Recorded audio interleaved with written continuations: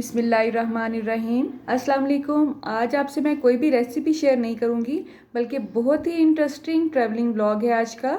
उम्मीद है आप एंड तक मेरे साथ रहेंगे। तो ये है फोर्ट मनरू और इसके बारे में अक्सर लोग बिल्कुल भी नहीं जानते हैं। ये डीजी खां से सिर्फ 1.5 से 2 घंटे के फासले पे है और अगर आप इसे दूसरा मरी कहें तो गलत नहीं होगा बिल्कुल भी। और आपने घबराना बिल्कुल भी नहीं है, मैं आपको बोर नहीं होने दूंगी इंशाल्लाह। रास्ते में रुक रुक के हम चाय भी इंजॉय करेंगे और गपशप भी लगाएंगे, ठीक है। वैसे तो फोर्ट मनरू पहले भी बहुत खूबसूरत था, लेकिन आजकल ये स्टील ब्रिजेस की वजह से बहुत ही मशहूर है। जी हाँ, ये जो रोड्स आप देख रहे हैं ये फोर्ट मनरू की ही हैं। इस पर ये जो फ्लाईओवर है ये स्टील के हैं और जापानीज ने बनाए हैं।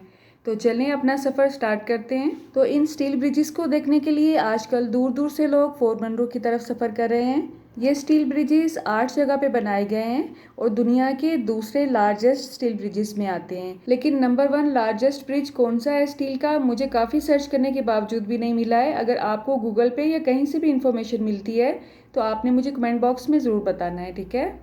तो डीजी खां से हम रवाना हो चुके हैं। आप देख सकते हैं साइड पे छोटी छोटी सी झाड़ियाँ हैं और रेत के छोटे छोटे से टीले हैं। 5 से 10 मिनट का तकरीबन सफ़र ऐसा है जो कि आपको इस तरह की रोड पे करना पड़ेगा, क्योंकि कंस्ट्रक्शन साथ साथ जारी है रोड की। अगर आप फोर्ट मनरू के बारे में पहले नहीं जानते थे तो मुझे यकीन है कि सखी सरोवर के बारे में तो आप ज़रूर जानते होंगे। तो ये है सखी सरोवर जहाँ से इस वक्त हम गुजर रहे हैं और ये सखी सरोवर की रोड ही सीधा हमें फोर्ट मनरू ले जाएगी। अगर आप मेरी कुकिंग वीडियोस के साथ साथ मेरे व्लॉगिंग में भी इंटरेस्टेड हैं तो आप मेरे दूसरे चैनल को भी ज्वाइन कर सकते हैं। उसका लिंक मैं आपको डिस्क्रिप्शन बॉक्स में दे दूंगी इंशाल्लाह। अच्छा, आपने घबराना नहीं है क्योंकि ये वीडियो की स्पीड तेज़ की है मैंने, ये गाड़ी की स्पीड तेज़ नहीं है भाई। हम 100 से 120 के दरमियान ही चलाते हैं, इससे ज़्यादा नहीं तेज़ चला सकते हैं। मुझे लगा कहीं मैं आपको बोर ना कर रही हूँ, इसलिए मैंने थोड़ी सी स्पीड इसकी बढ़ाई है। लेकिन मैं आपको दिखाना ये सारा एरिया चाहती हूँ ताकि आपको आइडिया हो सके कि कितना ये इंटरेस्टिंग है और कितना बोरिंग है। वैसे अगर आपके साथ सफ़र करने वाले आपके मनपसंद लोग हैं तो बोरिंग सफ़र भी बहुत ही इंटरेस्टिंग लगता है। मेरे ख्याल में आप मेरी इस बात से ज़रूर मुत्तफिक होंगे, राइट। तो रोड आप देख रहे हैं बहुत अच्छी बनी हुई है। दरमियान में 5 से 10 मिनट का ऐसा सफ़र था जहाँ पे कंस्ट्रक्शन हो रही थी, जिसकी वजह से थोड़ा सा हमें मसला हुआ, वरना ये रोड बहुत अच्छी बनी हुई है। रास्ते में जो ट्रैफिक आपको नज़र आती है उसमें बाइक्स भी शामिल हैं, गाड़ियाँ भी और ट्रक भी, लेकिन ट्रकों की तादाद ज़्यादा है। मैं जब फर्स्ट टाइम फोर्ट मनरू आई थी तब मैं 7th या 8th क्लास में पढ़ती होंगी और तब रोड्स ना होने के बराबर थी यहाँ पे। और ये मेरा यहाँ का 3rd टाइम विज़िट है और यहाँ अल्हम्दुलिल्लाह रोड्स अब बहुत अच्छी बन चुकी हैं, बहुत खुली खुली है जैसे कि मरी की बनी हुई हैं। असल में मरी में ग्रीनरी बहुत ज़्यादा है जिसकी वजह से उसकी खूबसूरती में इजाफा होता है। यहाँ पे आपको ग्रीनरी बहुत ही कम नज़र आएगी, लेकिन शाम को यहाँ पे ऐसे ही ठंड हो जाती है जैसे कि मरी में होती है। हाँ, जब धूप होती है तो जाहिर है थोड़ी सी गर्मी होती है, लेकिन डीजी खां से ये 1.5 से 2 घंटे के फासले पर है। लेकिन अगर आप इसके टेम्परेचर का मुवाजना करें तो अगर डीजी खां में टेम्परेचर 40 है तो फोर्ट मनरू में उस वक्त 25 to 30 के दरमियान ही होगा। थोड़े थोड़े से पहाड़ आपको इस वक्त भी नज़र आ रहे होंगे, तो मैं आपको ज़्यादा बोर नहीं होने दूंगी। वक्तन फवक्तन मैं वीडियो की स्पीड बढ़ाती रहूँगी और आप में हुब्बे वतनी का जज्बा उजागर करने के लिए कोई ना कोई म्यूज़िक भी लगा दूंगी। वैसे कुछ ज़्यादा ही गाड़ी उर्दू नहीं हो गई है।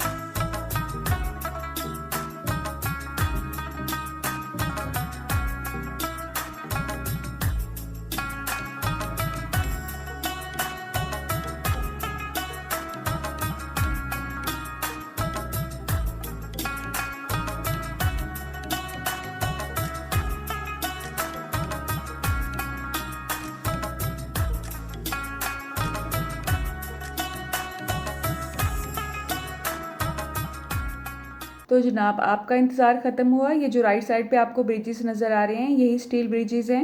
ये अभी हमें दूर से 2 नज़र आ रहे हैं। इसी तरह के टोटल 8 फ्लाईओवर बनाए गए हैं और ये तमाम ब्रिजेस जापान के ताउन से बनाए गए हैं और इनकी मियाद 98 to 100 ईयर्स बताई जाती है। अब तब तक तो हमारी नस्लें ही इन्हें देखेंगी कि इनका क्या हाल है। फ़िलहाल तो हम इसे एंजॉय करेंगे।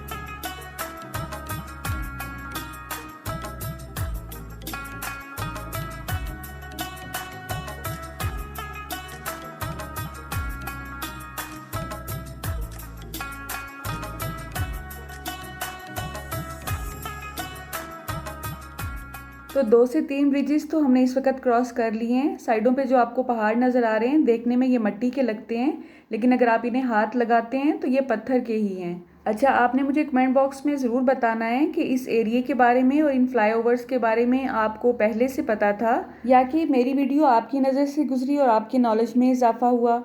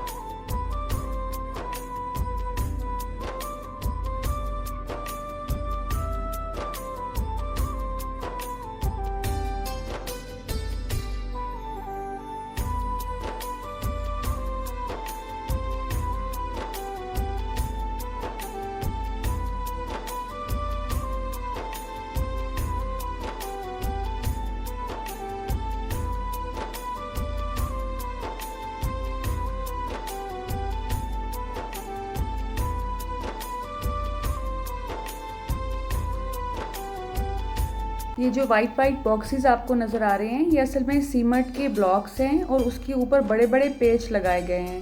पेच को आप क्या कहेंगे आप समझ ले, बहुत बड़े से स्क्रूज़ हैं। अब ये तो कोई इंजीनियर ही बता सकता है कि टेक्निकल रीज़न इसकी क्या होगी, लेकिन देखने वाले को यूँ लगता है जैसे इनके ज़रिए पहाड़ को बांधा गया है और ये देखने में बहुत ही खूबसूरत लगते हैं। जिसने भी बनाया है कमाल ही किया है सच में।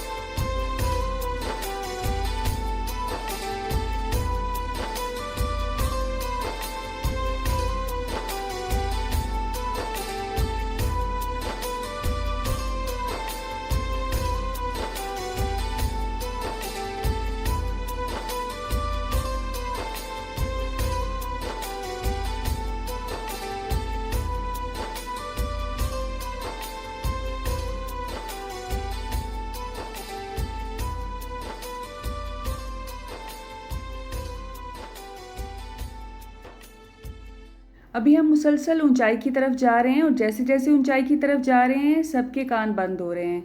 और अगर आपने कभी भी हवाई जहाज़ का सफ़र किया हो तो आपको बहुत अच्छी तरह से आइडिया होगा कि कितनी उलझन होती है जब आप ऊंचाई पे जाते हुए ये प्रेशर बर्दाश्त करते हैं अपने कानों पे। तो लें जनाब, फोर्ट मंडरू हम पहुँच गए हैं। वहाँ पर सिर्फ एक यही पार्क है जो कि देखने के काबिल है और साफ़ सुथरा है। यहाँ पर कुछ बहुत पुरानी इमारत हैं जो कि अभी तक गवर्नमेंट के अंडर हैं। तो यहाँ पे हमने तकरीबन आधा घंटा ही स्टे किया और फिर वापसी का सफ़र किया और रास्ते में हमने एक झील को भी इंजॉय किया। तो चलें आपको उसका विज़िट भी करवाते हैं। असल बात बताऊँ तो फोर्ट मंडरू पहुँच के आप इतना इंजॉय नहीं करते हैं जितना आप उसके रास्ते को इंजॉय करते हैं।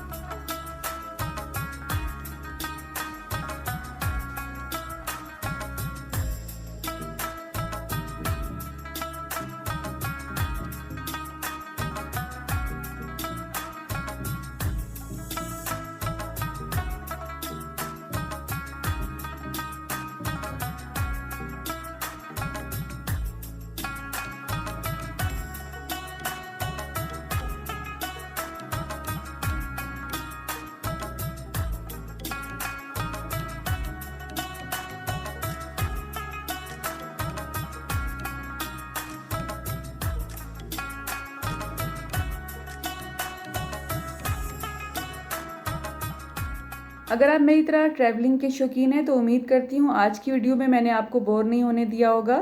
तो आपने मुझे कमेंट बॉक्स में ज़रूर बताना है कि आपको इस तरह की वीडियो मेरे इसी कुकिंग चैनल पे चाहिए या मेरे दूसरे चैनल को आप ज्वाइन करने वाले हैं। तो आप इंजॉय करें वापसी का सफ़र और मुझे इजाज़त दें। अल्लाह आप सबका दस्तरखान सजाए रखे और हम सबको सेहत और ईमान का रिज़्क़ अता फरमाए। अल्लाह हम सब के रिस्क में कसरत से ज़्यादा बरकत और आसानी अता फरमाए।